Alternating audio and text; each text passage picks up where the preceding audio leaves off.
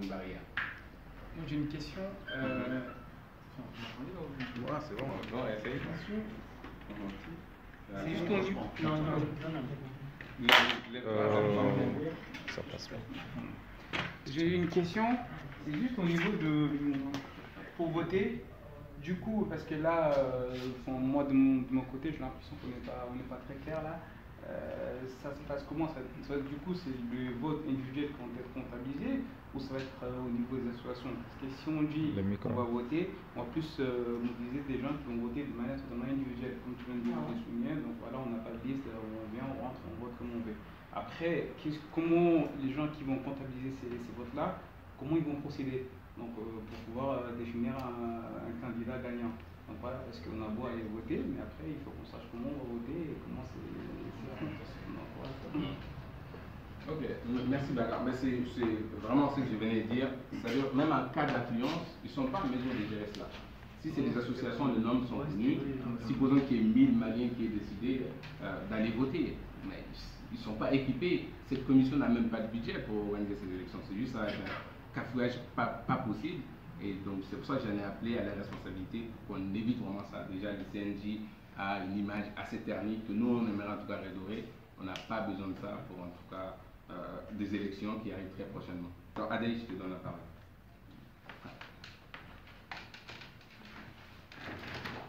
En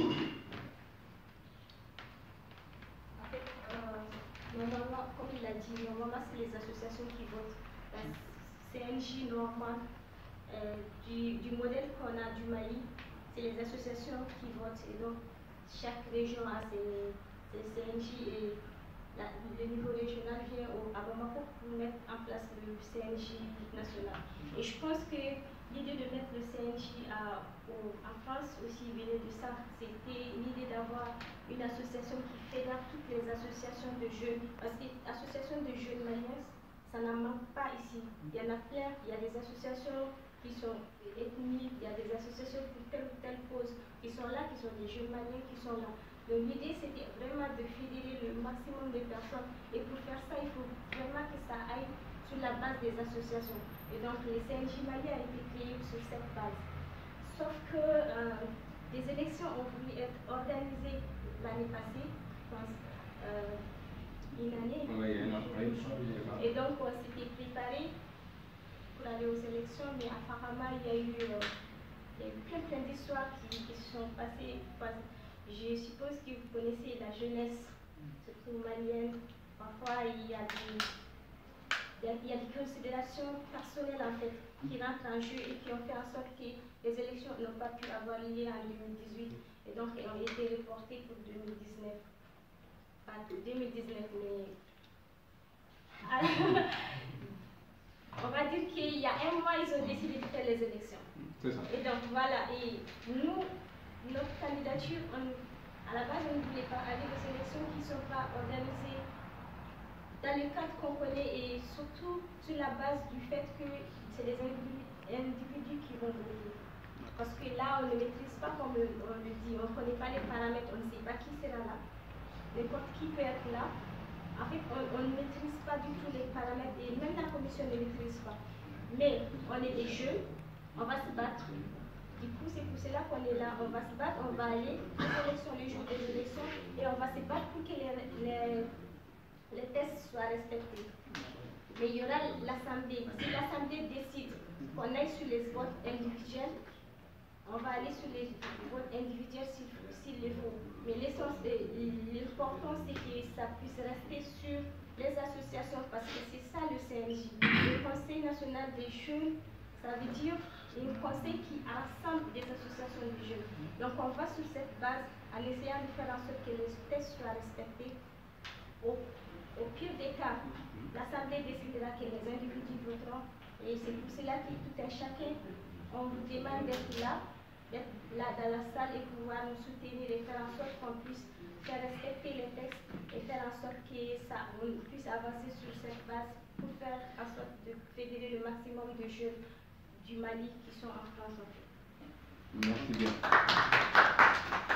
Merci bien Adèle. Donc je pense qu'on a donné assez d'éléments là-dessus. Je crois que j'ai même fait une vidéo Facebook pour en tout cas donner des informations. Il y a un courrier qui a été envoyé à Bamako dans ce sens il y a 1 an par un collectif d'associations, au moins une quarantaine, voire plus d'associations qui sont toutes membres du CNJ.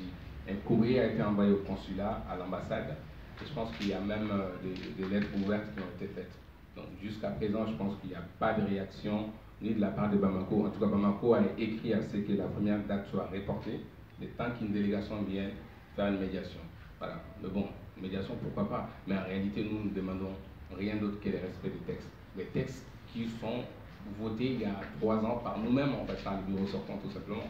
S'il y a des améliorations ou il y a des imperfections, elles auraient dû être corrigées pendant le mandat ou par les nouveaux bureaux, tout simplement.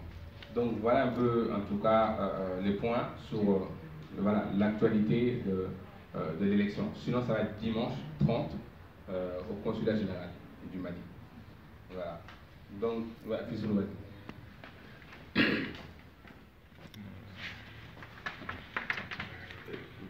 bonsoir à tous. Vous êtes motivés? Oui. Vous êtes motivés? Oui. Non, j'attends pas. Vous êtes motivés? Oui. Non, j'ai pas entendu. Vous êtes motivés? Oui. Vous êtes motivés? Oui. Pour la CNJ? Oui. Pour Cissé? Oui. Je vote pour CNJ, Mamadou Cissé. Merci. Je remercie la maire adjointe. Merci d'être là, ça fait très plaisir. Je fais partie de la délégation du conseil municipal dans ma circonscription.